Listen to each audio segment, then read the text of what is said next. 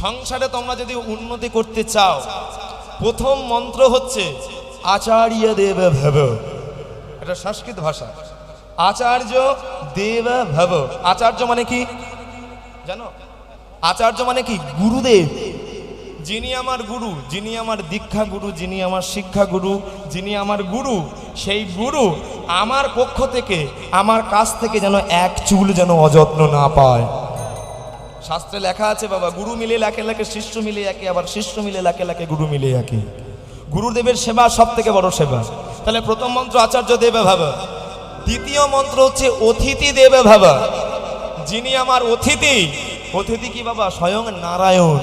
সেই অতিথি আমার বাড়িতে যদি আসে, আমার কাছ থেকে যেন এক চুল যেন অযত্ন না পায়। তাহলে দ্বিতীয় হচ্ছে অতিথি দেবে ভাবা।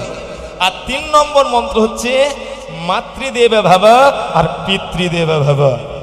অর্থাৎ যিনি আমার মা, যিনি আমার বাবা, সেই মা বাবা আমার কাছ থেকে যেন এক চুল পর্যন্ত যেন কষ্ট না পায়।